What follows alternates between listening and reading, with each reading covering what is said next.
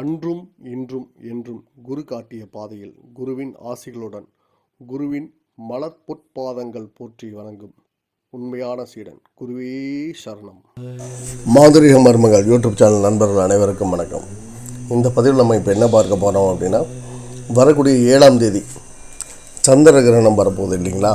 இந்த சந்திர கிரகணத்தின் நேரங்கள் என்ன, இந்த நேரத்தில் நம்ம எந்த விதமான பூஜைகள் செய்யலாம், எந்த விதமான பூஜைகளை எந்த விதத்தில் பண்ணினா நல்லாயிருக்கும் அப்படிங்கிறத பற்றியும் அதனுடைய முழு சக்தியை பற்றியும் நம்ம இந்த காணொலியை தெரிஞ்சுக்க போகிறோம்.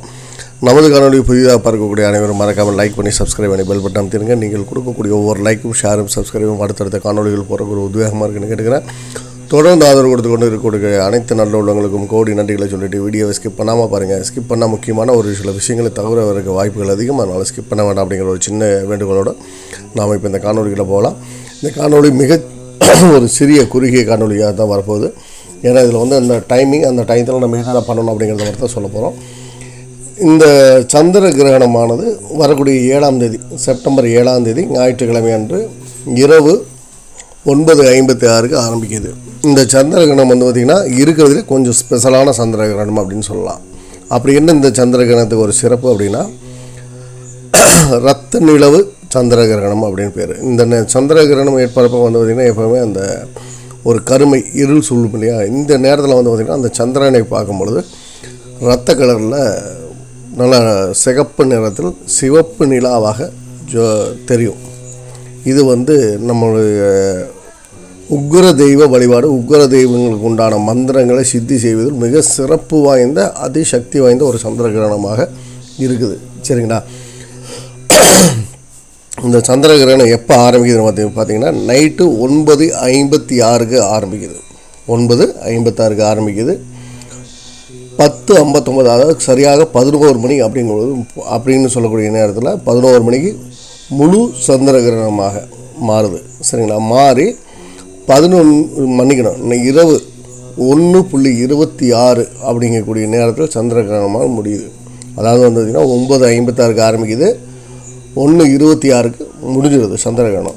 அதாவது முழுமையான சந்திர கிரகணமாக மாறுது பார்த்திங்கன்னா 10:59 முழுமையான சந்திர கிரகணமாக மாறுது.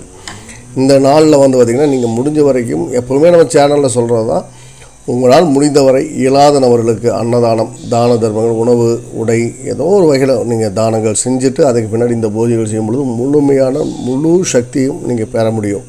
சரிங்களா.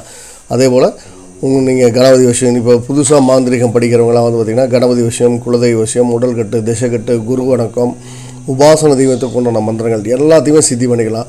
நான் ஏற்கனவே மந்திரங்களெல்லாம் இதெல்லாம் படித்து முடிச்சிட்டேங்கய்யா, நான் வந்து புதுசாக ஒரு தெய்வத்துக்கு உண்டான மந்திரங்கள் பண்ணுறேன், அது எனக்கு நிறைய பேர் சொல்லுவீங்க இல்லையா, நான் வந்து இது பண்ணுனா எனக்கு கொஞ்சம் லேட்டாகி தான் காரியம் நடக்குது, இல்லை ரொம்ப அந்த தாமதமாகுது, பூஜைகள் வச்சாலும் எனக்கு இந்த காரியங்களாக இருக்குது தாமதமாகுது. அதுக்கெல்லாம் என்னென்ன மந்திர சக்திகள் பத்துறதில்லை.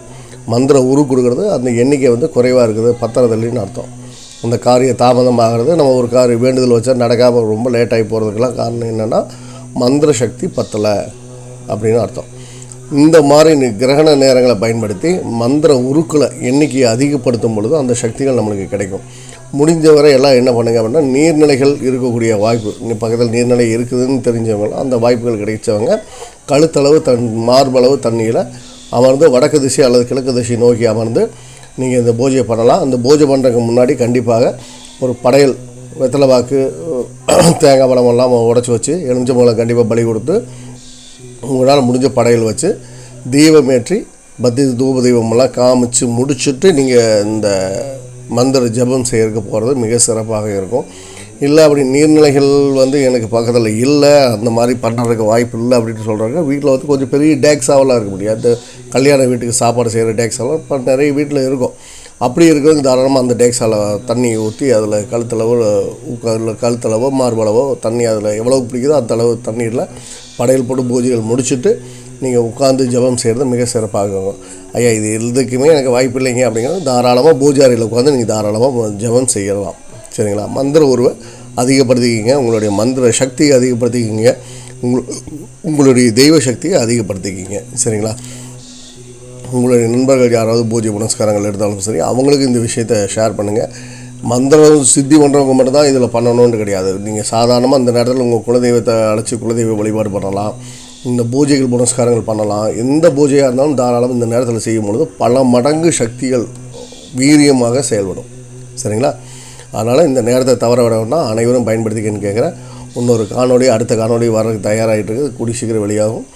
அந்த காணொலி அல்லது அதுக்கு அடுத்த காணொலியில் கண்டிப்பாக சிவாஸ்திரம் ஒரு 10 நபர்களுக்கு தேர்வு செஞ்சுருக்கோம். அந்த 10 நபர்களுக்கு உண்டான அறிவிப்பு வெளியாகும். சரிங்களா?